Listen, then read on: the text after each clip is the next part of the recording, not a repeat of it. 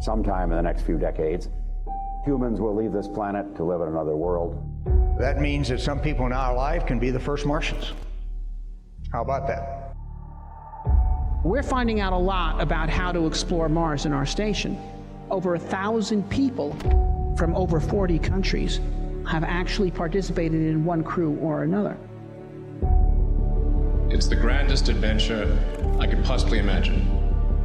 That is, for me, the most important reason why we should pursue the establishment of life on Mars.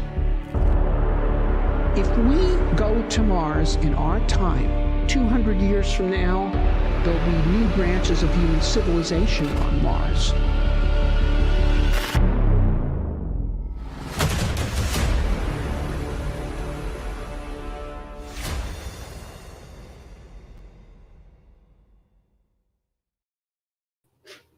Welcome, welcome, welcome.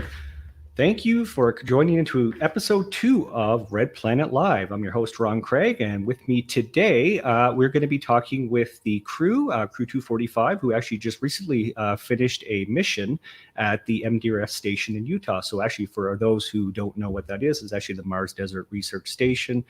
And what they do down there is what we're going to talk about today. So with me, we actually have the crew that actually, and we actually have almost all of the crew with us today, which is fantastic. So I'm going to start bringing them in. So first off is Dylan, Commander Dylan. How you doing? Hey there. Hey, thanks for having us, Ron. Great intro, by the way. Oh, thanks. Yeah, I mean, I wish I could take any credit for it, but actually all I could do is actually add and click play. But I like to say that was like a big part of it. So yeah, I'll try to do that. So what I'm going to do before we actually get into the introductions and get everybody to kind of introduce themselves, I'm going to bring everybody on. So let's see if we can actually fill up the screen. Let's see if we can break the feed. So we're going to get everybody on. Hey everyone, how you doing? Hi, how's it going? Great, fantastic. Well, I really appreciate you all taking some time out of your busy schedules this evening. I know a lot of you are actually, whether you're in postgrad, working busy full time, in the fields of choice, and of course, very exciting fields. And of course, I think a lot of that has to do with why you're down in the actual station, is to kind of hone your skills and really put that into use. And I think a lot of fun and challenge and everything. And of course, that's what we're here to talk about today, is really what you went through. So what I like to kind of start out doing is kind of going through, and everybody can kind of introduce yourself, talk about your role and the part that you played actually as part of the crew. So I think Dylan, obviously let's start with you first. You're also first on my screen. So if you want to kind of take it away, introduce yourself and let us know kind of what your role was actually at the station. Sure. My name's Dylan Dickstein, and I was the commander for Crew 245. And I had a fantastic opportunity to get this team together, and we applied originally as three of the 6 of us were from the original crew, who applied about 2 years ago, and then naturally how these things work, not everyone can participate from the original group, but we end up getting three of us here were additions from the very beginning of this calendar year, and it really made for an amazing group of 6. Personally, I'm a PhD candidate at UCLA. I did my undergrad at Cal Poly San Luis Obispo, aerospace engineering for all my degrees, and now I'm finishing up the PhD at UCLA. Former internships at Virgin Galactic, United Launch Alliance, SpaceX, and the Aerospace Corporation. So you're not busy at all. Is that what you're saying? Like, you look like you have a lot of free time on your hands. Yeah, exactly. Yeah, thanks, Ron. Yeah. I mean, I think, it definitely makes it even more appreciative that you could actually show up today. And I think we saw that with some of the scheduling and the challenges to get all of you together. The fact is you are all extremely busy. And, so I think it's been fantastic. And I think, what we'd like to do before we move on to, we'll go through kind of down the line. But if we could actually, even if you can for me, Dylan, because one of the crew members couldn't make it tonight, and that actually is Shayna. And I wonder if you could actually maybe give a little introduction for her, if you can, and kind of what her role was in the mission, just because she's not here to obviously talk on her behalf. Yes, Shayna Hume, really, I've known her for years now, as first introduced through the Matthew Zakowitz Fellowship program. and she's an incredible engineer from CU Boulder, doing her PhD there, and she was our executive officer. And she supported me in a lot of ways and really helped with a lot of the logistics from the team. Awesome. Okay, well, let's go down to my right. So, crew engineer, how are you doing? So, if you could actually introduce yourself and let us know what your role. I know your roles are kind of there, but if I could get you to kind of go through it and kind of explain what you really were there for. What was your kind of primary purpose on the team? Yeah, for sure. First off, thanks so much for having us, Ron. I think we're all ecstatic to be here. So my name is Shravan Hariharan, and I was the crew engineer on MDRS Crew 245. A little bit of my background. So I finished my undergraduate studies at Georgia Tech. I studied aerospace engineering with a minor in Earth and Atmospheric Sciences. So how to get to space and what we do when we get there. And now, just in about a month, I'm beginning my graduate studies at the Massachusetts Institute of Technology. And there I will be studying in situ resource utilization. So how to make oxygen for human use on Mars. So in this crew, I was the crew engineer, which meant that I was responsible for a lot of the technical operations of our system. So this meant monitoring things like our water consumption, heating and power, internet, and anything that might move. So that includes all of our spacesuits and the components within them. So a lot of it was preparation, and a lot of it was an operational mentality, just being on my toes to make sure that when any kind of problem would arise, that I could help the rest of the team in terms of fixing it, finding a solution, and then moving forward with it. So it was great to adopt that operational mentality for the duration of our mission. Oh, that's amazing. Thank you very much. So next in line actually is Alex. If you can actually tell us about yourself and what your role was. Yeah, Ron, just want to say thanks again for having us on the show. And yeah, my name is Alex Kolotup. I was the health and safety officer for the mission. My background is in aviation science, and I later transitioned to space and microgravity human factors. So my background in human factors and safety is why I wanted to be the health and safety officer for the mission. So what's involved with that day to day at the station is making sure safety protocols are followed, encouraging the crew to follow safety procedures. We tried very hard while we were in the mission to replicate as many operational procedures as we knew of from real space missions. So pre-EVA health checks were mandatory. And even though everyone passed their health check every day, I did have the power to say to someone, you're not fit to go on a spacewalk today. Other things that were involved was, we had some weather events, so I had to make some real-time decisions about how we should respond to those, just general safety response. My background in human factors, which is the intersection of engineering and human cognition, I focus more on the psychological side, so I was very interested in learning about how being confined in a small space with a crew like this might affect our mental health. So my crewmates can tell you that I interviewed them fairly regularly throughout, learned some interesting things, and I think that gives a pretty good overview. I guess I didn't mention my where I had my education, which you guys did. So I'll throw in that I did my undergrad at a community college in California where I studied aviation science, and then I transferred to Florida Tech where I did my master's in microgravity, human factors, and I also did an emphasis in space policy while I was there. That's awesome. Yeah, it's amazing with now the stint that you actually had there, the duration of your was 2 weeks, right? You were actually on a 2-week mission. So I can imagine that, how applicable, the mental health challenges could be within a confined space and actually being together. I think we've all, I think back to a show I used to love watching. I think maybe you've all seen Big Brother. And I think that was a similar social experiment, but of course not science-based. It was, I think more pop culture style. But I think that it shows that there are some challenges actually when you're. Now, of course, you guys are all well knit. Like you're close. Like you were. I think a lot of you were friends outside of the crew. Like Dylan, when you put the crew together, you actually knew each individual person you picked. I think, did you not? The original crew of 6, I knew everyone.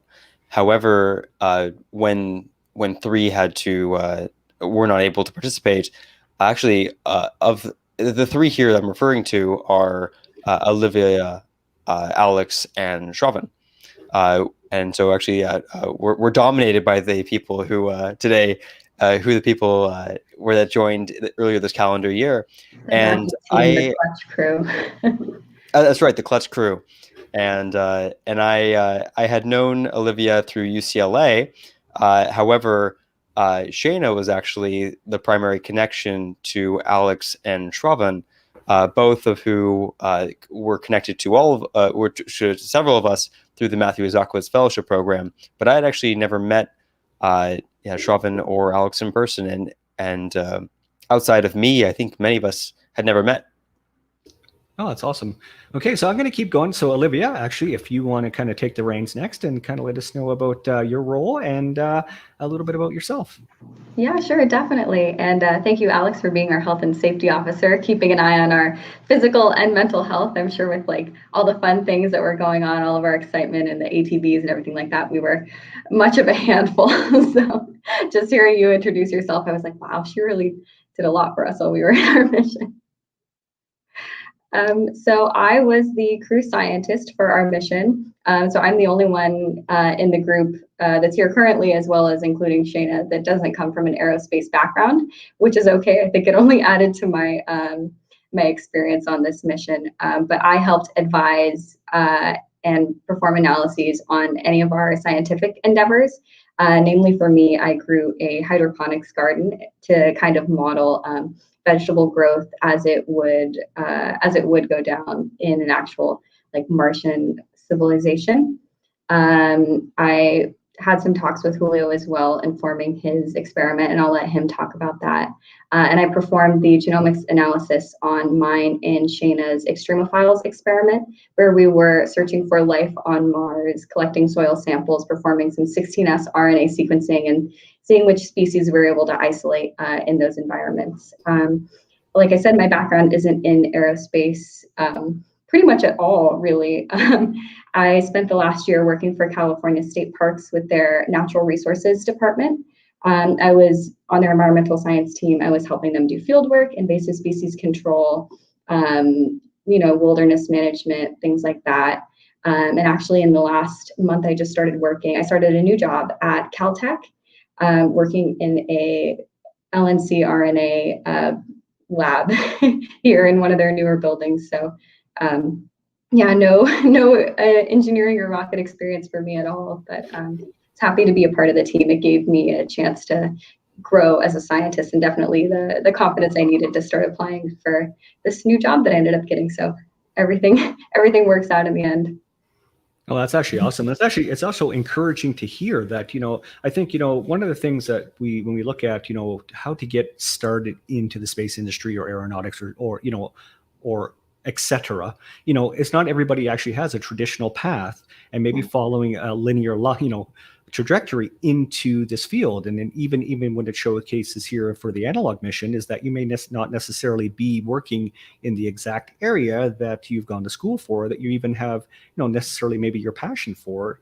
And, it's something maybe you find as you go there and as you take on a new challenge. And I think that's very encouraging for everybody who may want to take and look into getting into space and getting into science, saying that, you don't always have to have this textbook academic, path laid out in front of you to say you have to do certain things. And I'm actually thinking of doing an upcoming show about that. Actually, is about breaking into the space industry and in untraditional ways. And I think that it's very encouraging to hear that, actually. So I'm very excited to hear. Yeah, exactly. It's not just one type of person they need in space. We need astronauts, obviously, but we need mathematicians, engineers, we need scientists, we need people that have interpersonal skills, So if I can teach you anything, it's that you don't have to be 100% aerospace engineering. You can have, a desire to learn more, and that can be sufficient. Yeah. Oh, it makes sense. Makes perfect sense. Julio, if you can go and introduce yourself and your role and tell us a bit about yourself. Thank you, Ron, for the wonderful introduction, and also my crewmates' wonderful introductions themselves. They're truly phenomenal individuals. My name is Hula Hernandez, and I was the crew botanist for our expedition.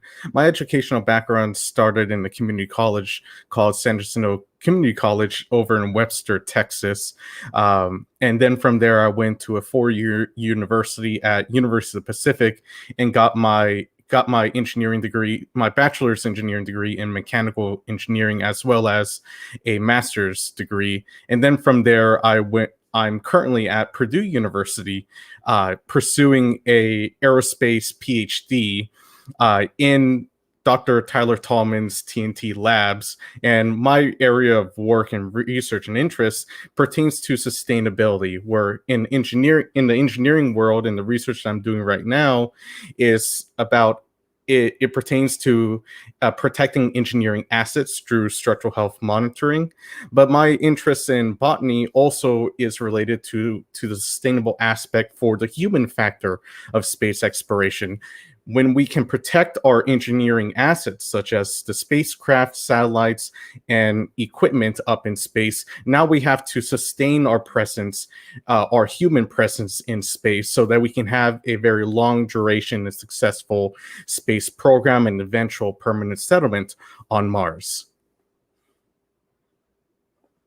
No, that's awesome. And, I think, for sustainable, exploration of space, I think is so important. I think we're even seeing that here as we stretch the resources of this planet, thinner and thinner and thinner, that, we have to always keep in mind that, we have to make this sustainable. We have to make this reachable and achievable by everybody. And I think it's such an important aspect. And I think, all of you actually had such a key part in this mission. Now, one thing I'd like to really kind of jump into in the beginning is, I think there might even be, some misnomers out there thinking that, this is kind of like, sleepaway camp, that you're kind of just going somewhere to have fun. And I think that for those who don't necessarily understand or know what an analog mission is, what an EVA is, I think, we kind of have to maybe define some of these terms, but you weren't actually going there to play.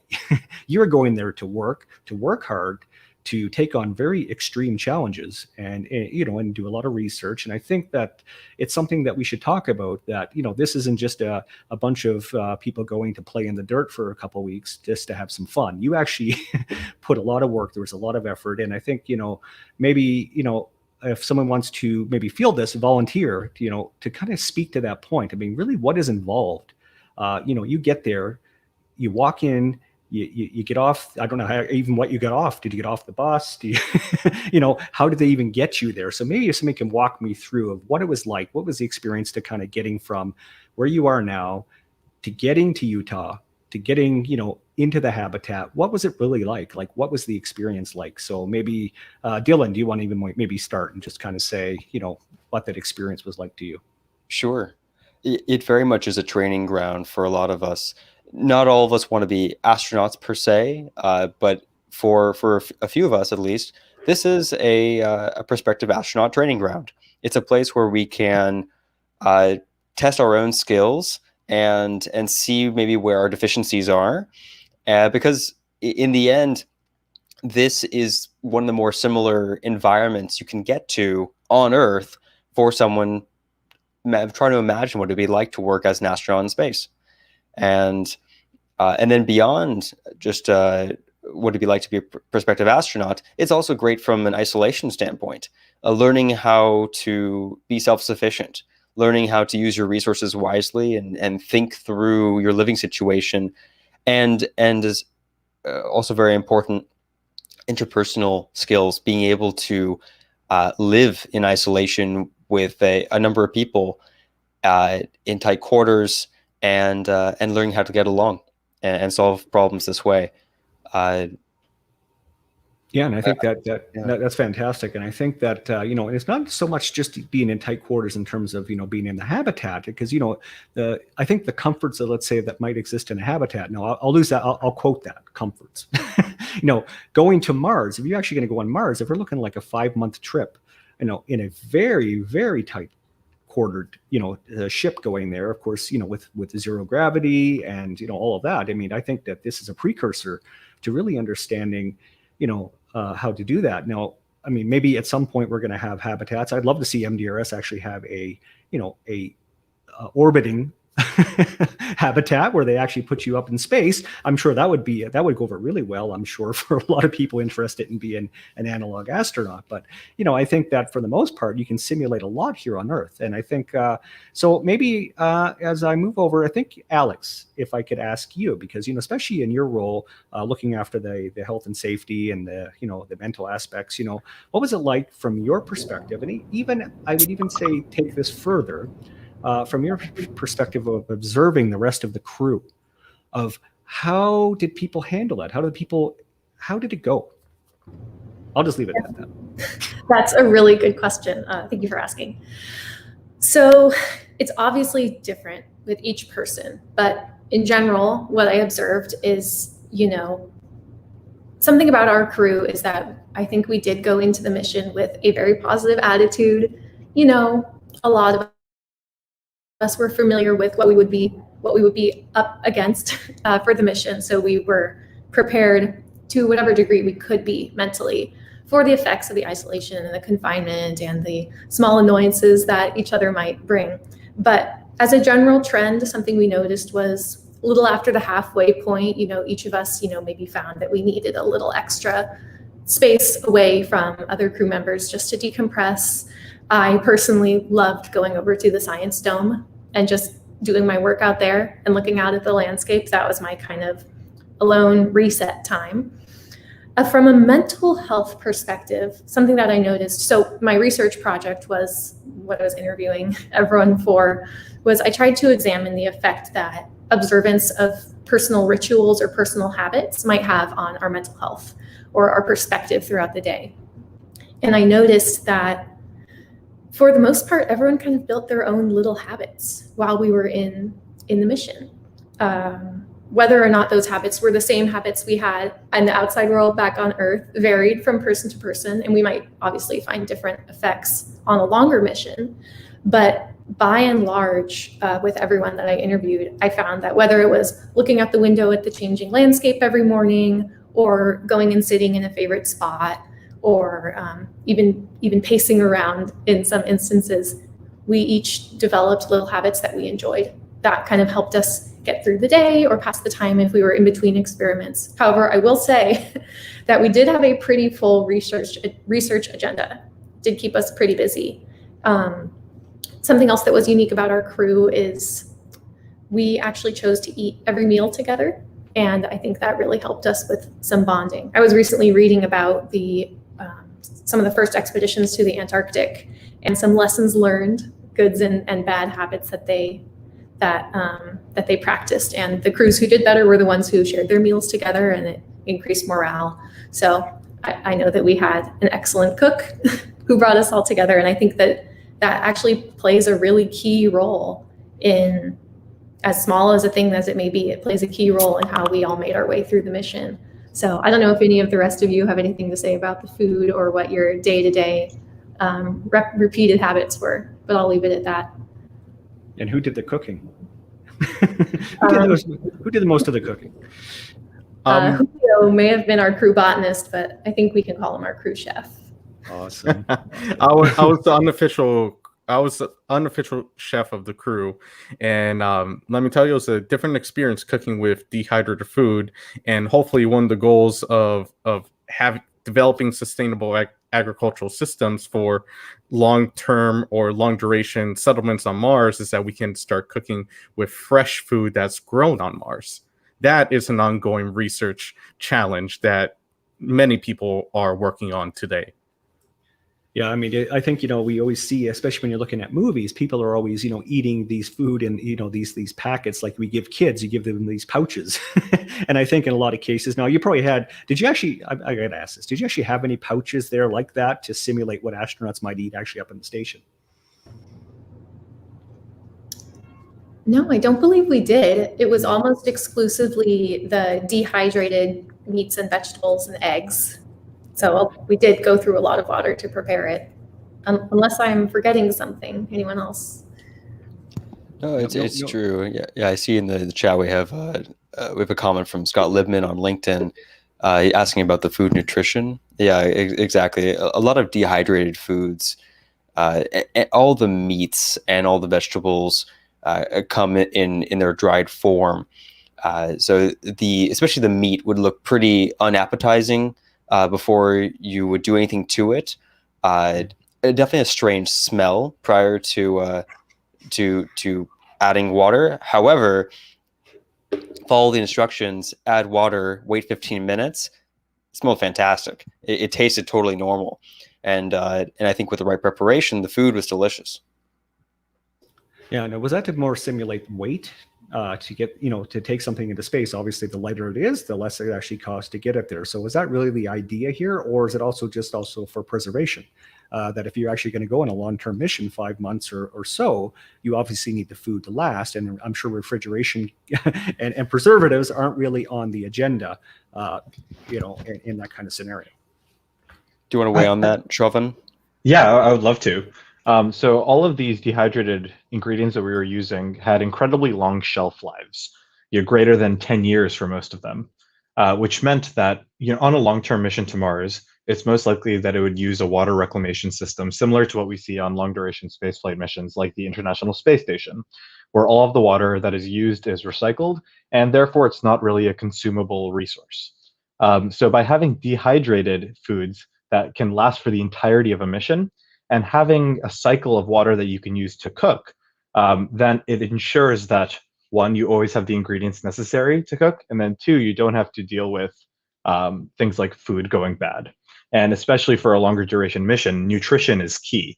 So having all of the ingredients for a well-rounded diet and having them for the entirety of the mission is critical for the success and health of the crew. Cool. So Olivia, we give you a chance to chime in. So what are your thoughts on that? The whole kind of food and nutrition and, having to, and the environment and the people and, and even some of the challenges when it comes to the, being around everybody so in close quarters every day and, being able to get away. And, how did that affect you and how did you kind of, get through each day? Well, like any sort of job where you're on call like that all the time, or where you're living at work or you're doing long hours, it's all about like your willpower and sticking to like your own schedule or, in a way that's still helpful to others. But, when you're living where you work, you can fall into this pattern of like, the second you wake up at breakfast, you're looking over your results from yesterday. And then all the way until dinner, you're talking about what you're going to do tomorrow. And like Alex was saying, at the end of week one, you're kind of exhausted. That's not like a very livable pace for you to keep up forever. So after that first week, we started learning like we have to better regulate the amount of time that we're spending focusing on the work that we're doing, as well as taking that time to kind of like unwind, relax. Because if you want to go on a long duration mission like that, you don't want to burn out. You don't want to burn out very quickly at all.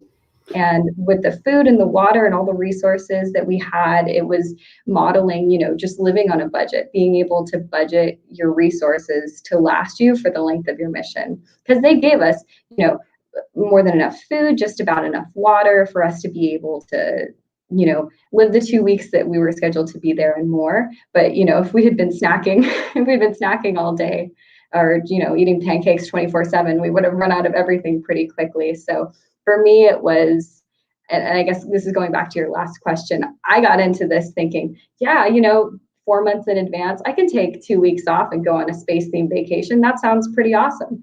But realizing how much work actually goes into it, where you're prepping for your project months in advance, the whole time you're there, you're working, you're analyzing your data. And then even in the aftermath, we're reaching out to people. We're still trying to share the results of our findings, all that good stuff. It's become like a club, it's like a full-time or like a part-time, I guess, after school commitment for all of us. So you get out of this mission what you put into it, basically. Yeah, I mean, actually, that makes perfect sense. And one thing that I think, and it comes back to, and I think Alex, you actually would be a great person to answer this, is that you definitely develop processes to, I think, what I would consider recovery. From the stresses and everything that's happening from physical, mental health. Now, in what you learned, let's say from that 2 weeks period, do you find that is also repeatable for a longer duration? So let's say you were actually in that habitat for 5 months. Do you think that what you learned and how you were able to adapt and work together, would that actually be something that would be repeatable and you could extend through the whole 5 month period? Or do you think that you would actually have to have more work to actually do this for a longer period than the 2 weeks that you did? That's such a great question. I mean, I definitely feel like everyone has different temperaments. For myself, I would become emotionally drained after a while. So I think that that is something that our crew would need to discuss and set systems in place, like to allow for that. If we were, to go on a longer duration mission together. I think if it were to be our first ever mission, like this one was, we would be in for a bad time. But like you said, having gone on this 2 weeks first and getting to understand what the lifestyle is like, I think we're in a really good position now to maybe set contingencies in place. Something that we did after returning from the mission was, and beforehand, we tried to interview and speak with people in our academic and professional circles who had also been on analog and simulated space missions before, get their advice. And a professor of mine had given me the advice that, once every 10 to 15 days, you just need to schedule a day where there's no work. It's the fun only day. And just incorporating natural rhythms into our life, I think would be something that could help us get through that. I'm sure the rest of the crew can speak to some of the fun activities we did. There was a lot of games and things like that. But I think it is so important to realize that as important as the work is, especially on a real space mission, being up there is such a resource, and the amount of research you're able to do. Our bodies and our minds are also a resource, right? Makes me think of back on Skylab when they were only going to be up there for a short amount of time and they had so much research to do. And mission control was pushing these astronauts so hard and working them 16, 18-hour days. And eventually they just turned off their comms and went on strike for 2 days, right? Because they needed time to reset. And hopefully what this type of research and going on these missions can teach us is ways to avoid that situation. So do any of the rest of the crew have any thoughts on what good contingencies would be? Go ahead, Julio. You bring up a very good point, Alex, on that. For us, this was our first experience going out on 2 weeks, and because we organize virtually in the time of the pandemic, we didn't benefit from the usual typical training that actual NASA astronauts do in other state agencies do, in which that they have a crew together, in which they do extensive bonding exercises, in which the chemistry between the crew members grows over time before the expedition. We were able to successfully navigate that while we were at our expedition for the 2 weeks that we were there. Okay, so you basically just had to figure it out as you went, whereas, there's some sort of preconditioning that might happen, I don't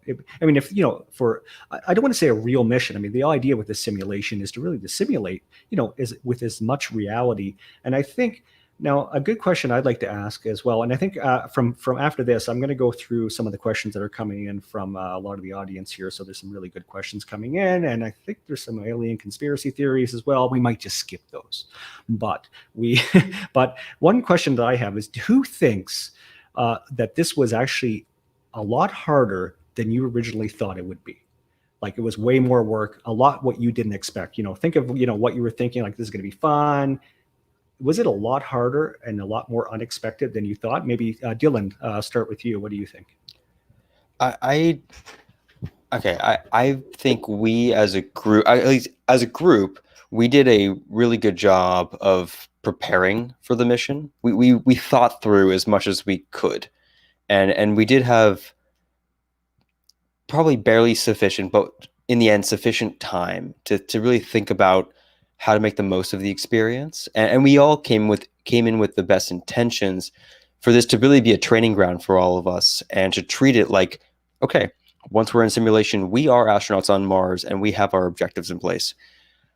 I don't feel, for me personally, it was any more challenging or difficult than I expected, because I think the expectations were there. We knew what we were getting ourselves into. At least for me, the actual experience was very much in line with what I imagined. Now, the thing that surprised me was how similar it felt to what I imagined being an astronaut would be like. I was surprised, very pleasantly surprised, how real it felt at times. There were periods of us on EVA, extravehicular activities, where we're out in our spacesuits for a couple of hours. And genuinely, there were times when I was so entrenched in the objective of whether it be looking for emergency shelters or perhaps just trying to collect some soil samples, that there were whole hours that went by where I was like, okay, I'm an astronaut on Mars, and I'm trying to keep the team safe, trying to keep us focused. Well, I think, that almost to me is definitely a testament to, the Mars Society and the MDRS, staff and really making this a simulation that is, as close to reality as it could possibly be. So I think, we definitely have to, give credit where credit is due. I think definitely. I mean, they're definitely, considered one of the best, or if not the best, when it comes to Mars simulation. So, I'm very happy to hear that, the experience is really what you expected it to be, and that, everybody got along, as well as you did. And I think, it's really encouraging to see. And I think, because I'm sure there's a lot of people that are out there that are, looking to do this as well. And, I think from the Mars Society is actually, the MDRS habitat is actually booked up into almost 2022 now. Getting close. So it's actually a lot of interest. And so, it's definitely been really fun. So what I would like to do, so if anybody else wants to kind of chime in, maybe just one more, if you want to volunteer, just kind of go through your experience then, was it what you expected, less, equal, more? So Shravan. Yeah, so I think that Dylan touched on a great point, that we prepared really heavily to the extent that we could so that we would know what to expect. But I think that for a lot of us, specifically when it came to our experiments or just beginning our mission in the station, we quickly learned to expect the unexpected, which I think is something that astronauts on space missions also need to quickly adopt. That means, when anything goes not according to plan, that doesn't mean that it is a lost cause. That means that you just have to learn how to analyze the situation and really come together as a team and bring together everyone's diverse skill sets and backgrounds to help to restructure what's going on. So for example, the first day, the day before our first EVA, we were the first crew back at the station for several months due to the COVID-19 pandemic. And what we quickly found out is that for a lot of the spacesuits, there were issues with the older batteries that had been in there, which required, learning how to maintain the spacesuits and take them apart and replace components the day before a science critical EVA. And it was a full team effort. We didn't know that our spacesuits would not be fully functional at that moment, but we knew that we would be facing problems that we wouldn't necessarily be able to plan out for step by step. So I think that specific mentality of just being able to take everything in stride and come out on top is the one thing that we knew we would have to do. But only when we got to the station did we fully understand the depth of that. And I'd like to think that our crew was very successful at coming together to do that. That's awesome. Awesome. So if you guys don't mind, I'd like to go through, I think we get a lot more engagement and questions than I was hoping we'd get a lot. And my my hope was answered. There's a lot here. So we may have to actually go back and, luckily the Mars Society is actually on there helping us out with some responses as well. So so I'd like to jump in here and let me know if you can actually see them very well. So it kind of pops up at the bottom of the screen. And I think this is actually a great question from Mike Stoltz here about, what did you miss most from Earth? Because really it is a simulation. And just like Dylan said, you really felt like you were on Mars, an astronaut on Mars. So you must have actually had that feeling of missing Earth. And so, let's start with Olivia. Maybe we'll start with you. What did you miss most? Probably for me, I was used to, for work, being outside all the time. I would be out in the fields. I would be planting plants, getting my hands in the dirt and things like that. For me, it was being able to freely be outside with that fresh air, being able to have your actual hands in the dirt, not your gloves in the dirt. There's a lot of freedoms that we take for granted here. And that's, having the perfect atmospheric combination for us to be able to breathe, and the temperature and all that good stuff. So for me, it was outside time. Cool. How about you, Julio? Would you like to chime in? Certainly, certainly. Some of the things that I miss from Earth is that I'm a very snacky person. Uh, I miss candy a lot. You know, the small creature comforts that you can, you know, when you have the urge to have something sweet and you don't have it laying around within your apartment, your home, or in your desk. You can go over to the convenience store and just get it. When you're at the station, what you bring is what you have. So if you didn't bring anything sweet, or you underestimated how much your urge was going to have something sweet during the expedition, you had to ration what you brought. The inside joke there is that we had a 100-piece bag of candy and we ate it in like 2 days, right? Is that what we're alluding to? It took you that long? Wow. Yeah. Well, I don't think that would have made it through the night for me. Awesome. Anybody else would like to field this question as well before we move on?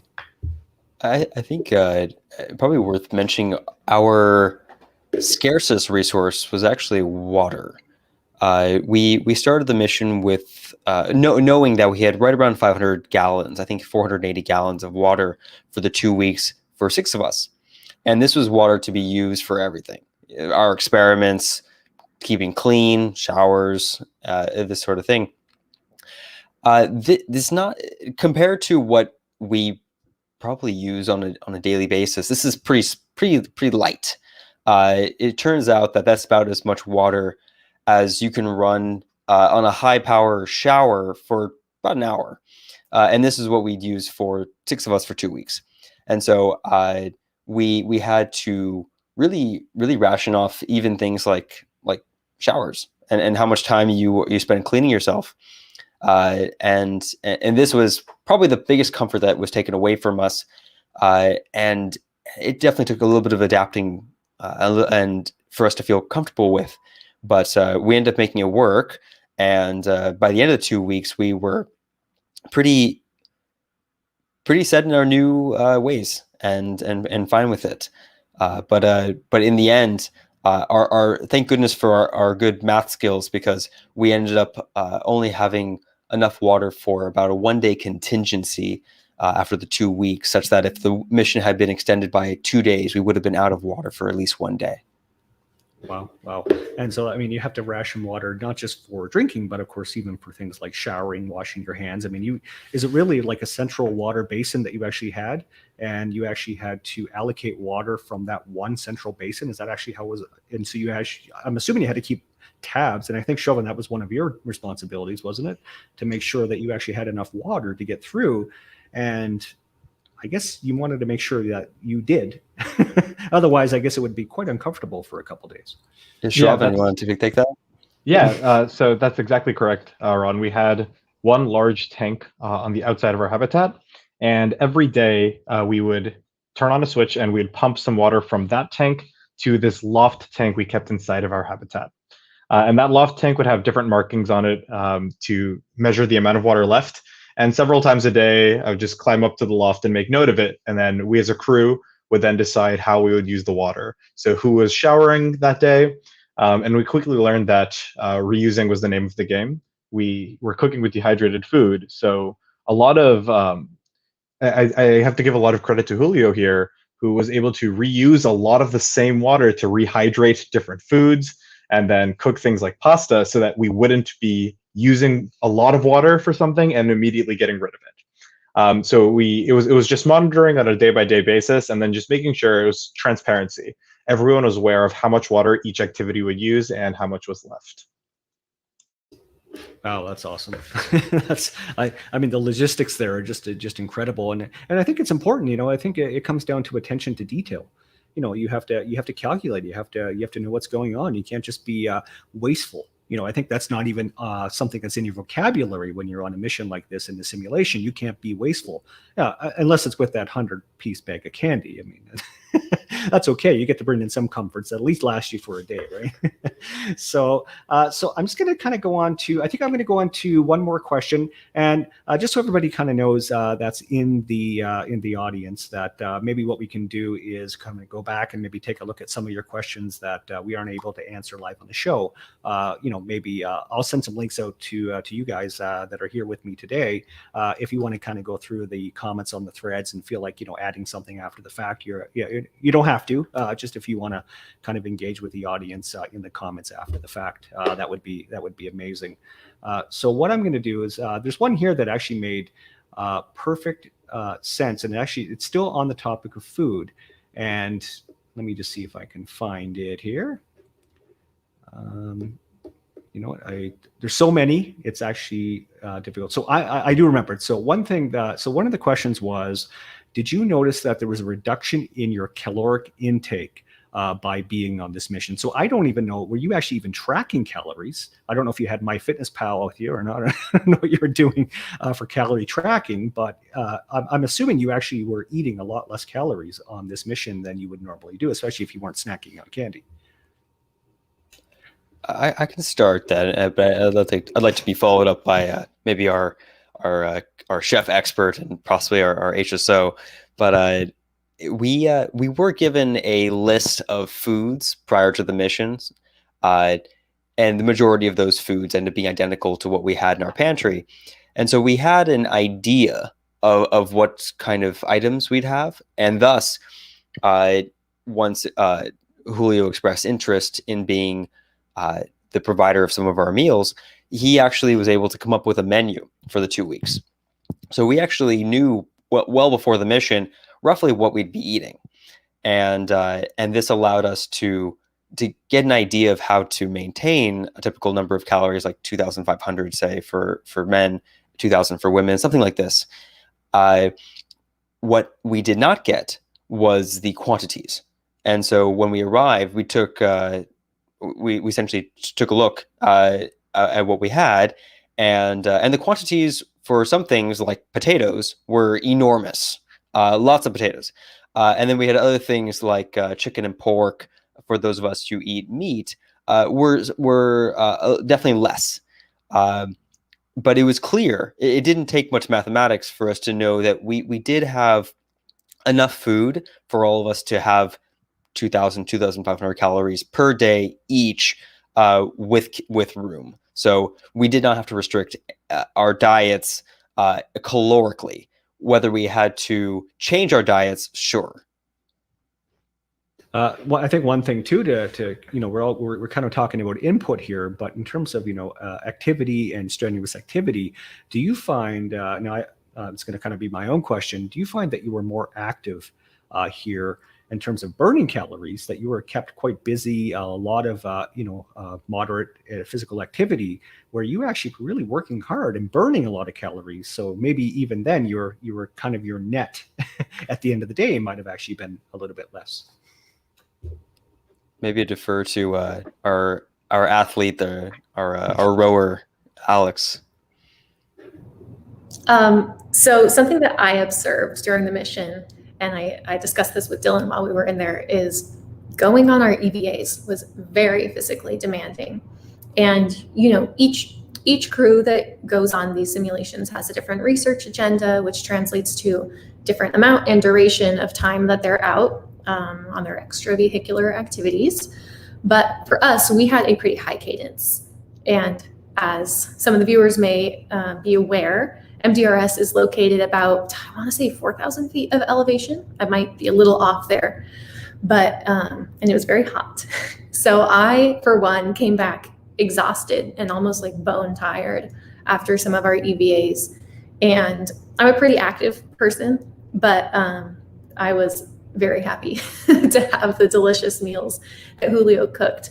And I think this is something that is, in one way, a very close replica of real EVAs on the ISS. I mean, we know that our astronauts are pushing themselves to their physical limits. It's so challenging for them to go and walk around in space. But on the other hand, our senses of taste and smell are a little muffled in microgravity due to fluid redistribution and things like that. So maybe we got a little more enjoyment out of our food than an astronaut out on orbit might. But for me, at least, I was eating way more food than usual because I was so hungry from walking around. So I don't know if the rest of you had a similar or different experience than that. Anybody else want to chime in on this? And then we'll move on to maybe some photos. Actually, Olivia, go. Oh, I was gonna say that was probably what felt the most realistic to me. It's almost like you're coming back from like gymnastics or soccer practice, but like coming back from EVA, you and the other two people on your team, you're coming back exhausted, but you're coming back excited too. So you just want to, tell the rest of your team, oh my God, these are the things that we saw. Here's the samples we collected. It was so cool out there, you guys. You'll have to try it next time. So I feel like we bonded in our little subgroups, being out on EVA, coming back, being exhausted and being hungry, and coming back to Julio and having him like usually have a lunch on the table for us. Or if his team was out, like I think I made mac and cheese one time. That was the only meal I ever cooked. But being able to come back with your team and bonding over that EVA was probably one of the most realistic experiences for me. Cool. One thing I actually would like to talk about too now, because this is a simulation about, being in isolation and on another planet, one thing that we've, it's been challenging, especially I think since the pandemic, is that these analog mission sites have become somewhat tourist attractions.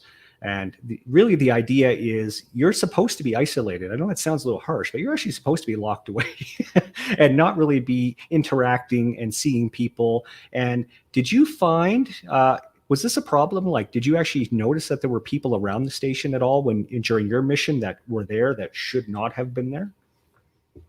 Maybe Shravan, if you want to start with, I see you're nodding there. Yeah, so I think that like you mentioned, because of the novelty of these sites, there are often visitors who come very close to the habitat. Thankfully, due to the director of the Mars Desert Research Station, Dr. Shannon Rupert, our crew was able to stay relatively isolated from these visitors to the site. As in, she and the assistant director lived on site at an outpost that was out of sight for us. And if there were any of these people coming very close to the station or within view, they would often go and speak with them and ask them politely to leave the site so that they would not interfere with our analog. So we were very fortunate to have them there. There were times where, out the window, we would see something like a vehicle. And the best we could do as a team was to not let that affect our mentality of being Martians. So no, extended discussions about it. If you see it, you try to put it out of mind. And I think that, it didn't negatively impact our analog mission just because we were very serious about preserving the fidelity of our simulation. And we had a great support crew behind the scenes who had handled these issues before they ever came to us. Well, that's good, and it's good to make a statement here because that's one thing that the Mars Society has asked me to make sure I make note of today is that these analog missions, the facility and the habitat in Utah is actually not open to the public, so we really don't want to be seeing people walking their dog, driving by, parasailing, whatever. Well, in the desert that'd be kind of fun, but we don't want to see people there that shouldn't be there. So if you could, politely stay away from these stations, and I think that really holds true for all of them. The idea is a Mars off-world simulation where the analog astronauts are in isolation. So yeah, somebody just said we need space bouncers. Perhaps. I wonder if maybe we can hire for that. So what I would like to jump into now, because I know we're kind of getting on, and I do appreciate, I know you're all busy, and I really do appreciate you taking the time tonight. So I just kind of want to go through some of the pictures that you sent me. So Dylan actually provided some photos to me, kind of looking at some of your missions and what you were doing and some of your logs. And so, we have a couple here. So I'm just going to bring up a couple pictures here. So I think these are really, really fantastic shots, here in front of the actual habitat. And so maybe as I go through each picture, if one of you want to actually kind of give some context into kind of what we're looking at. So maybe starting out here, Dylan, how about you take up first shot? Sure thing. Yeah, we have the 6 of us now in front of the hab or the habitat. This is a 2-floor cylindrical building where the first floor is primarily for setting up for EVAs or extravehicular activities, and we have the airlocks. One of them is visible just between Julio and Shravan on the left two individuals there. As well as the top floor, the second floor, you see a giant window under the word desert in Mars Desert Research Station, and this is one of the windows we have up where we live. So we have 6 small bedrooms. They're really just spaces for our twin-sized beds, as well as the dining table and kitchen we have up there as well. It's probably worth mentioning as well that this was a photo that was taken on our very first day. So for the duration of the mission, when we were actually in simulation, anytime we left this building, we had to clear our extravehicular activity at least the night before with mission control. And we weren't leaving this building without our full EVA suits, which is, the helmet and the gloves, and all that stuff. So we are not in simulation for this photo. That's why that's why we're in the open air. Yeah, thank you for pointing that out, Olivia. Something else I wanted to say about the structure of the HAB, which Dylan just described, for viewers who may not be familiar with Dr. Zubrin's work and his excellent Mars travel architecture, is actually the body of the spacecraft that would transport the crew to Mars would be repurposed into the structure. So that actually drives the size and the diameter and the shape of the HAB. You can see it's cylindrical, about the size of a rocket body of that size, and that would be repurposed into the living space. So all very efficient and in his vision. No, that's awesome. Actually, I didn't know that. So yeah, no, thank you for sharing that. That's cool. So one thing, so yeah, this photo here, actually, this is a absolutely amazing shot of all of you. Just I actually used that on the promo when we were promoting the show. So that's a fantastic shot. Now, of course, this is, again, probably, you're not in your EVA suits here. Not quite yet. So we're going to go into, so this one here is another shot. So this looks like you're actually doing some work here. So if you could actually explain maybe in context of what is going on in this shot, and we'll let the people who actually are in it take it away. Sure, I can start real fast. And Alex, I'd like to hear more from you. Yeah, it's we have Alex, our HSO, and me working away. What we're doing at this very moment, it's difficult to tell, but I think I do see Alex. Looks like she's writing in her journal. It could be something related to navigation. I'm not sure if you recall, Alex. Struggling with the mute button. Yeah, what I was doing here actually was recording some of our GPS coordinates from one of our EVAs. So on our research agenda was a project where we were simulating what some of the first crews on Mars might do, which would be to try to more accurately map the terrain and build upon some of the mapping that our autonomous rovers and now helicopters on Mars are doing.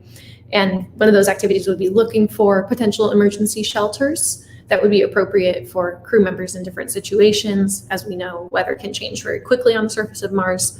So we were, quite an exercise in visual navigation and cartography, and we wanted to make sure we recorded everything accurately. So I believe that's what I was in the middle of at the moment. We did have to file a lot of reports. There was a ton of writing involved at the end of every day. So I think we were probably, the entire crew was going through that process when this photo was taken. Yeah, and actually one thing about your logs is actually, if you go to the marssociety.org, you can actually go through and take a look at the crew reports and a lot that actually of what you actually submitted there. So if anybody who is interested in to see what actually went in day by day, you can actually go through and take a look and read what life was actually like for everybody here on the panel today. And of course, you brought up EVA. So actually it's well fitting that the next few photos are actually you all doing EVA work. So here we go. So we haven't, so in some cases, these photos were provided that it may not necessarily be you guys. So if in that case, if it's not something familiar to you, maybe just in context, what is really the idea of what's going on here. So if you want to take that away, so I'll just kind of go for a volunteer on this one? Maybe Julio or Olivia, or I can take it. I think this was actually a picture of me. I remember always consistently getting EVA suit number 4, and that was one of the two-piece.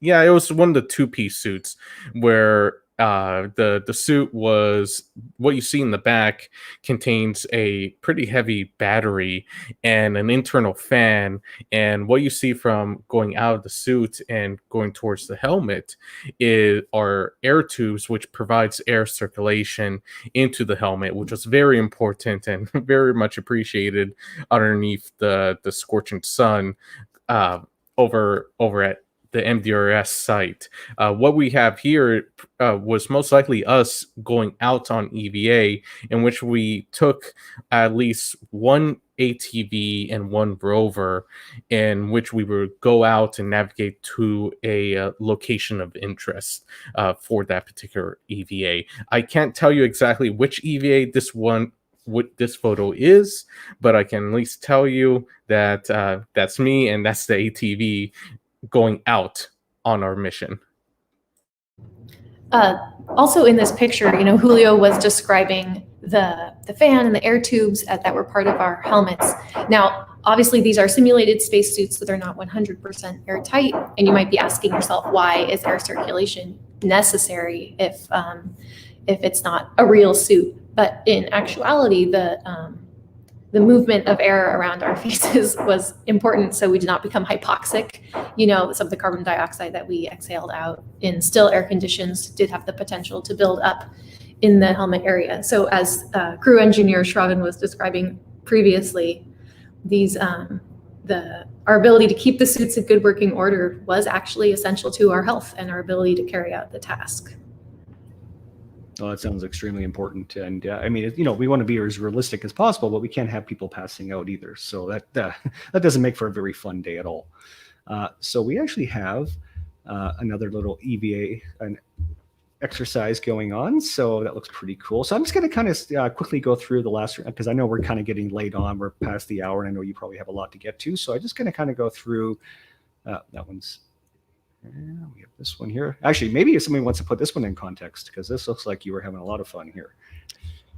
Yeah, this looks like these three individuals are no one we know, but certainly they're going through a similar experience to what we had as well. This is a good visual of what the EVAs can be like.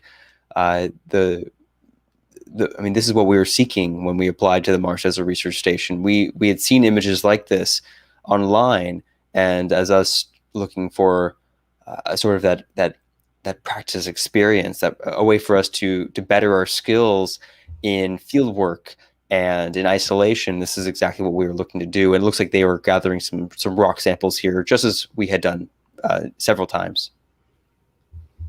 Some really nice shot here. Yeah, this was a morning show. This was I believe the last full day. Quite honestly, just going down to use the restroom and noticing that we had one of the most gorgeous sunrises we had during the entire 2 weeks, and so grab the camera and run down to the Science Dome. This is the facility where we were able to analyze a lot of our data. And just really, really stunning. Another really nice shot here as well. Fun fact, the Science Dome has great acoustics. Which is good. Actually, there was a question that came in earlier, which that just kind of triggered that in my mind when you talk about acoustics. Is somebody was actually talking about, was music part of your day? Is that something that you actually had going on in the station and that you did? So somebody actually already asked that question. So we might as well talk about that right now, since you brought up acoustics. So it's really useful. Olivia, do you want to take this? Yeah, I'd love to, or we could take it together. But of course, as anyone would imagine, we went into this with a space-themed playlist. As you would imagine, we listened to Rocket Man about 1,000 times over the duration of our mission. And certain things like that you're able to bring with you that don't take up any physical space, just the amount of gigabytes worth of storage it would take up on your phone to have these downloaded songs come in with you. It's a very important creature comfort and not something that you might think of as essential when you're packing for a mission like this. But I think having like our comfort songs that we would listen to while we're at home come with us to this environment, it was a good way to feel like we're not in so alien of a place. Kind of related on the music thing is, I mentioned before that we tried to adhere to as many actual space mission operations as we possibly could while we were in the mission. And one thing I learned is that every morning on the ISS, the astronauts wake up to a song of their choice. The crew actually, I believe, rotates through picking the song. So we thought we would do the same thing and set an alarm and wake up to music. We had a whole playlist. We thought we'd get a new song each day, but we actually loved the song from day one so much that we woke up to it every single morning. And that song was Good Morning by Kanye West. So that it became wasn't just once every morning either. It was on repeat 10 times every morning. I still listen to it every morning. Awesome. So I know we're kind of gone past the time that I kind of was going to keep you occupied for the hour. So I think what I'm going to do now, so I just want to have what kind of one closing thought of my own. So what I'm going to do is I just want to mention that the Mars Society, the 24th Annual International Mars Society Convention is coming up October 14th to 17th. 2021. It is a virtual event. You can still submit your abstracts. You can still register. So head over to the Mars Society. It's marssociety.org. You can see that actually in the bottom right of the branding of the screen. And so what I would like to do, so what I'm going to do is if we'll kind of close out the show. So I'll give each one of you kind of some parting, take some parting thoughts. And then if everybody in the audience wants to stick around, we actually have an amazing video that was shot, and it was actually narrated and the walkthrough by Dylan, Commander Dylan, where they actually were giving you an inside look of the station. So I actually have that queued up. And so I'm actually going to close out the show. It's about a 10-minute video. It is absolutely well worth the watch. So I do encourage you to see that at the end of the show. But I think for now, I think we'll just kind of get up into the wrap up. And if we want to kind of go through each one of you and some closing thoughts, maybe kind of summarize your experience and maybe what's next for you. So how about Commander Dylan? How about we start off with you again, and we'll kind of just go through. Absolutely. Yes. Well, first off, thank you, Ron, for having us. It's great for us to, and this is the first podcast we're doing as a group, and how appropriate that it be on the Mars Society channel. So that's fantastic.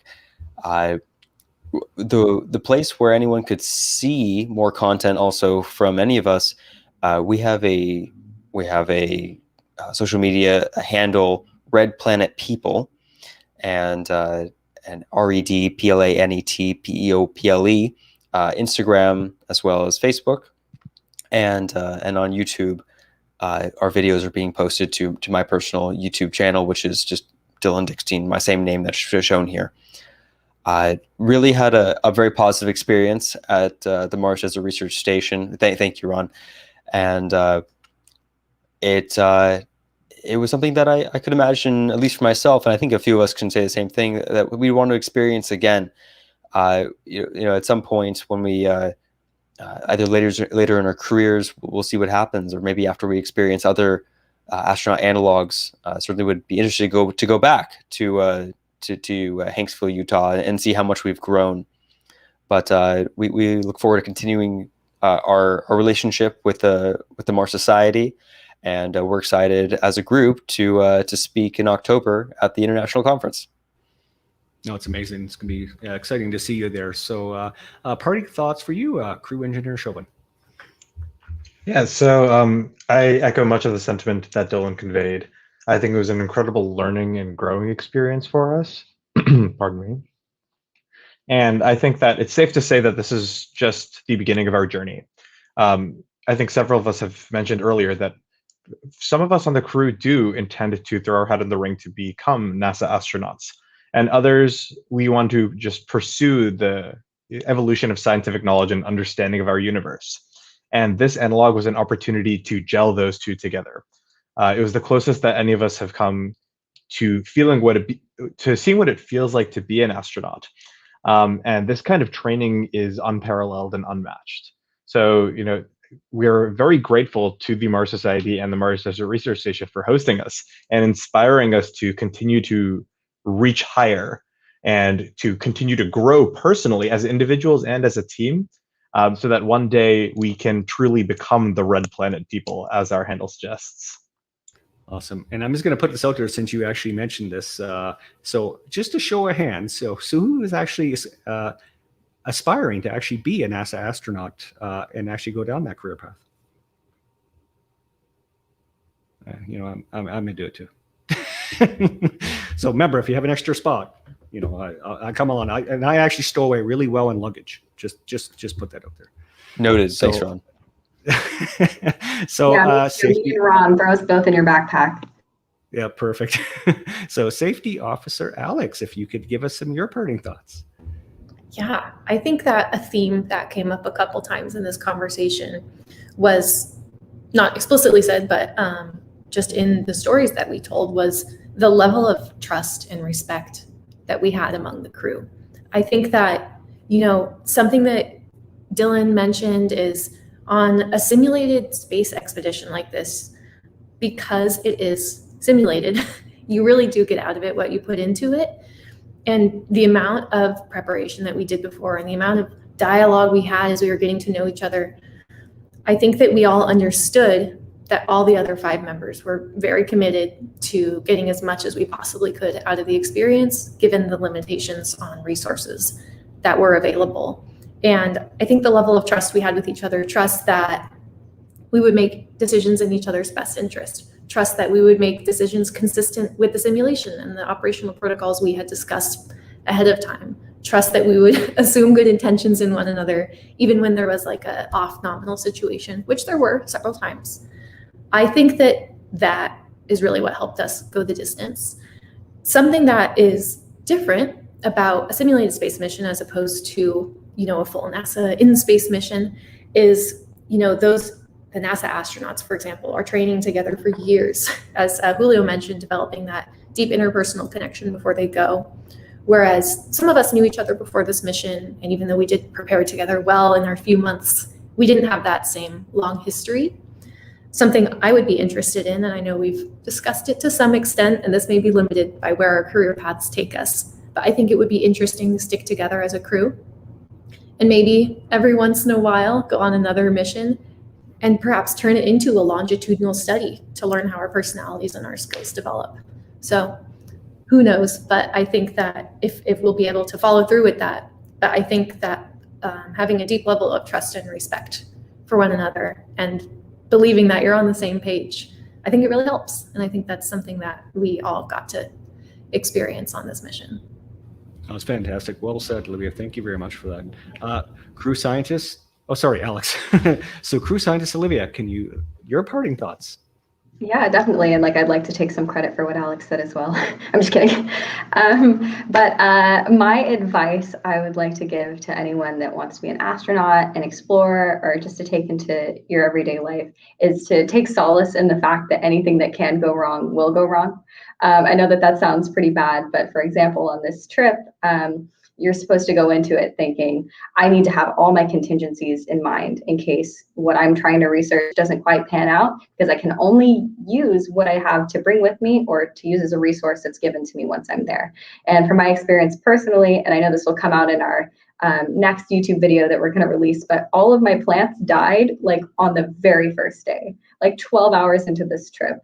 And you know, obviously there's a mental setback there, but to get past that and to think, okay, what's the next step? What is my contingency research going to be? Because I have 2 weeks and I have to utilize this time to the best of my ability so I'm able to have a deliverable at the end of this mission. So having those backup plans in place, and like Dr. Zubrin always says, semper gumby, you know, always be flexible, and you get out of the situation what you put into it. And if what you're putting into a situation is hard work, flexibility, and like a positive attitude, you're definitely, you know, going to have a good product at the end as your end result. So that's true if you're an astronaut, that's true if you're a researcher in a biomedical research lab, or, you know, what have you. I'll take it into my next trip as well. Amazing. Thank you, Olivia, for that. And to close this out, so crew botanist Julio, if you want to give us your parting thoughts, and go ahead.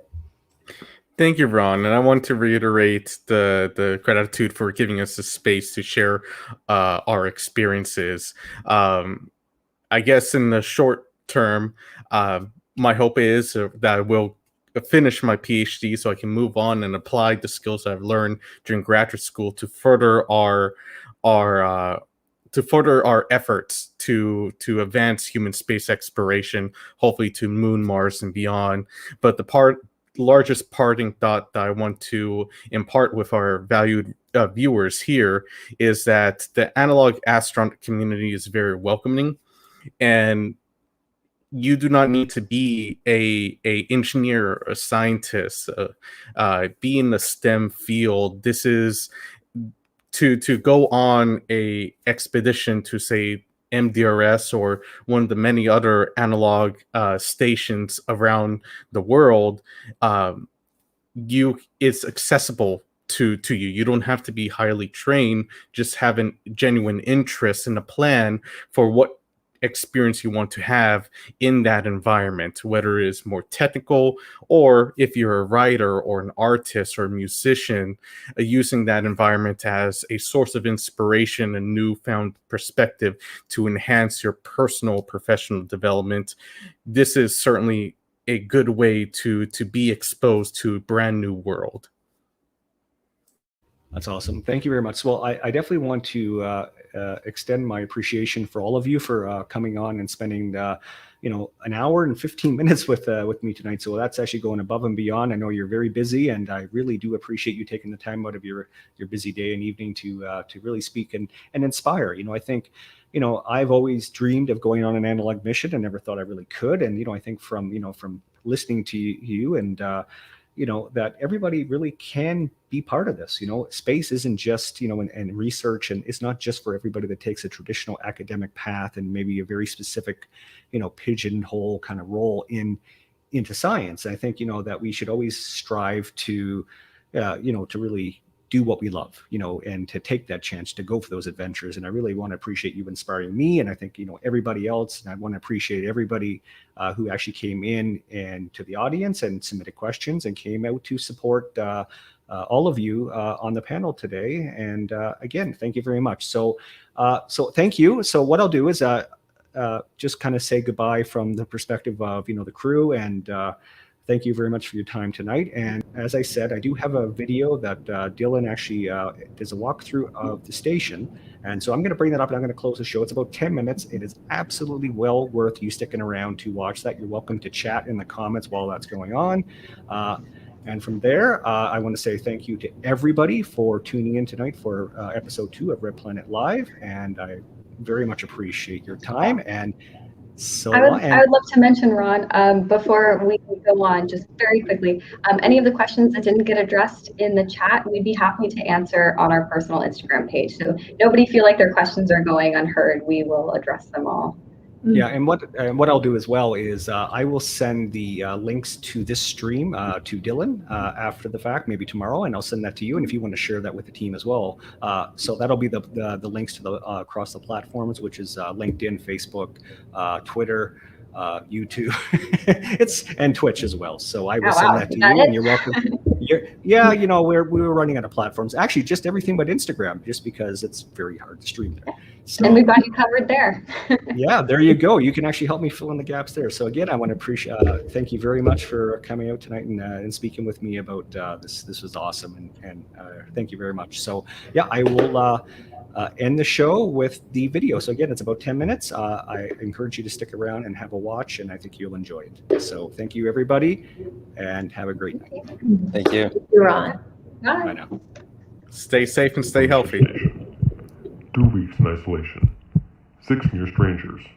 Meet Olivia Ellen, Shayna Hume, Dylan Dickstein, Shravan Hariharan, Alex Kolotup, and Julio Hernandez. See the highs and the lows as we close the airlock at MDRS.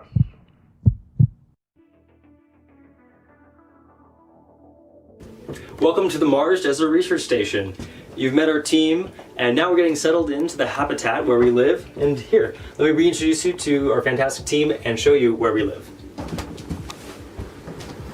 Welcome to the first floor of the habitat. I'm gonna close this door real fast. we can first walk over to our crew scientist, Olivia. She has 2 sets of plants. We have green onions, we have tomatoes, where she's testing different growth rates based upon different variables she's looking at. We can also take a look, of course, safety first here at the habitat. We have a really fantastic set of emergency equipment in case, well, anyone gets hurt or injured. Let me go ahead and close this up. Resources are limited here at the station. We are simulating Mars life. We are separating all of our garbage into burnable and non-burnable. Another limitation of our habitat is water. Here we have one of the sinks. Crew botanist, Julio. Good to see you, man. Do you mind if we use this? Yeah, go ahead. Thank you, thank you. This is one of our half baths. We have a sink, we have some storage, and we have a shower. We have enough water to roughly take a shower once every 3 days. Oh, and our crew botanist again. Thank you. You mind if we use the restroom? Yeah, go ahead. Thank you. Just quickly, we can just peer at the bathroom. Fantastic. Now moving on. We have our executive officer. She's taking a look at our radios and GPS. How are we looking for tomorrow? GPSs and walkies are almost fully charged for EVA. Perfect. Now we perform extravehicular activities or EVAs almost once a day. And we have 2 sets of 3 people that go on these 3-hour excursions outside. And this is the room where we get changed into our spacesuits. Here, let's take a look. Our EVA suit, one of them here. And we have our crew engineer, Shravan. Hey, How's it looking for tomorrow? It's looking pretty good. Just trying to make sure our astronauts get plenty of airflow for mission tomorrow. And it looks like we're in business. Fantastic. These are the AC units right here. Yep, so these fans provide ventilation so our astronauts get plenty of air out in the Martian environment. Wonderful. And fantastic. And prior to leaving to the Martian environment, we have to go through this airlock. This is a room where we essentially decompress for roughly 5 minutes prior to leaving into the Martian environment. And that just about wraps it up for the first floor of the habitat. Here, we can walk upstairs and check out the second floor. Crew botanist, you're all over the place. And then, of course, we have to climb this ladder to get up to the top. Welcome to the second floor of the habitat. We spent a lot of time up here. Here we can see our bedrooms. This is the dining table. And then if we have a pan over this way, we see our kitchen. If I walk over this way, you can see we also spend some time here on our couches in the evening.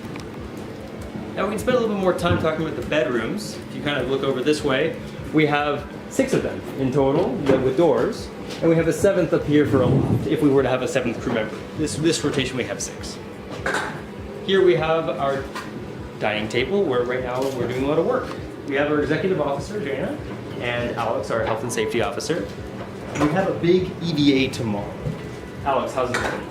So far so good, just plotting the coordinates on our map. Given the weather conditions, I think we'll be able to arrive safely. Fantastic. Now we can also go ahead and take a look at one of the bedrooms. Pretty simple. In total, we have a bed, a desk, and a window.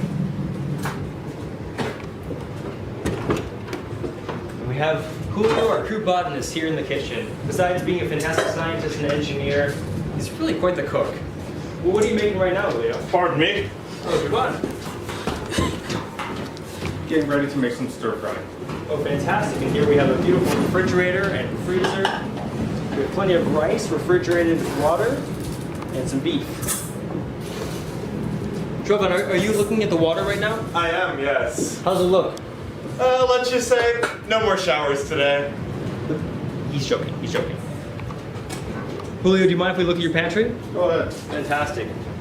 We have primarily dehydrated food because it reduces the amount of weight getting it to Mars. And because we're halfway through our mission, we're starting to go through our supply, but Julio's doing a great job keeping us on track, making sure we have contingent food for the rest of the mission. Finally, we have an air purifier presented by Molecule. It's been able to keep us breathing nice and clean through our mission, and this is one of the ones that they provided us with. All right, And that about wraps it up for the second floor of our habitat. We can go ahead and move on to the greenhouse from here.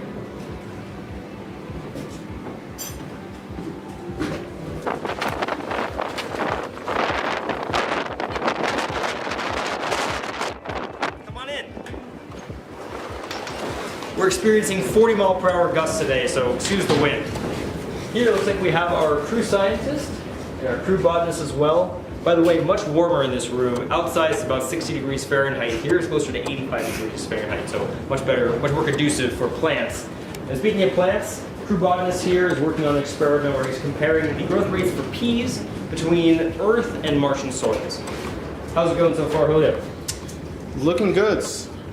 Turns out that peas really like earth soil. Has to be hypothesized. Perfect. Well, fantastic. We'll keep it short and sweet here in the green hub. Let's go back out into the wind and make our way to the science stone. Come on.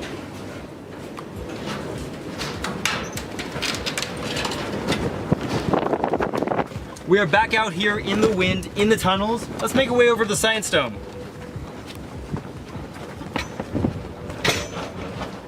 Hi there, Commander. Executive Officer. Come on in. Come on in. One of my favorite buildings on the entire campus. Probably because of the view. Here, take a look. Crew safety officer, I'm jealous. This is really gorgeous. What a gorgeous day. I love working here and just seeing the view every day while we're at work. You're working on the Space Farmer Dream Kit. Tell us more about that. Yeah, well, it's from Dream Up, which is a K-12 STEM education nonprofit.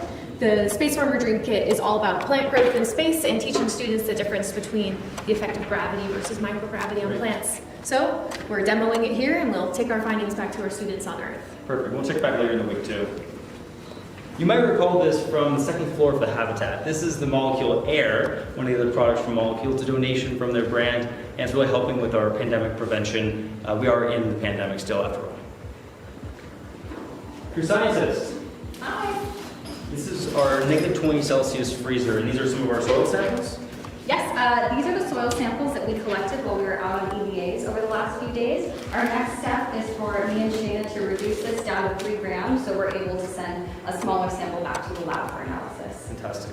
From that, we'll learn all about the geologic composition of these samples, which, after all, comes from an analog terrain to Mars, and we'll be able to draw conclusions about the presence of extremophiles and life on Mars. Well, that's enough for the Science Stone. That was fantastic. Really one of the best buildings on campus. Let's go make our way over the ramp.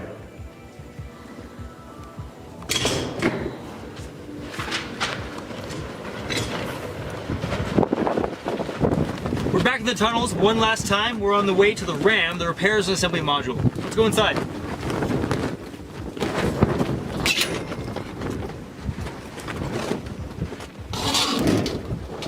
Come on in. Crew engineer. Hey, Commander, how's it going? Hey, what are you working on? Just prepping for some repairs we have to get done. Oh, fantastic. We won't bother you. I'm just going to show some of the tools we have here in this workshop. It's really great to have this here. This, by the way, this is a retrofitted Chinook helicopter, and it's an amazing addition to MDRS. You can't bring tools with you, especially ones that are heavy, to Mars, and so they're already here for us. We have things like screwdrivers, scissors. Take a look, we have wrenches, we have cutters. It's really everything you would need. We have fasteners as well. We have our health and safety officer. How's it going? Good. A little trouble with the wind. Yeah, I know it's windy out there. Are you guys working on soldering? Yeah, just a couple of repairs we need to get done. It's, good to keep our skills sharp while we're in here. Totally. Do you guys need any tools, by the way, while I'm here? Oh, not at all. We actually have everything we need right here in this workshop. Fantastic. Well, that will end us for the tour here today. We're glad to show you MDRS. It's really a fantastic opportunity to be here. Excited to see what the next week has in store for us, but for the time being, I'm gonna get out of here and go back to the house. Do you guys need anything? No, we're great. Thank you, Commander. All good. Bye, guys. We'll see you at dinner. See ya.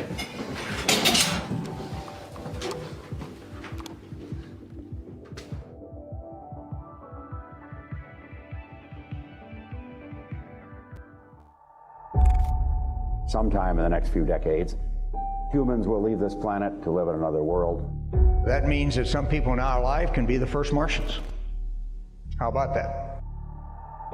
We're finding out a lot about how to explore Mars in our station.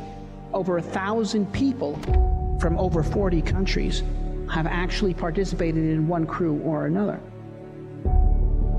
It's the grandest adventure I could possibly imagine. That is, for me, the most important reason why we should pursue the establishment of life on Mars. If we go to Mars in our time, 200 years from now, there'll be new branches of human civilization on Mars.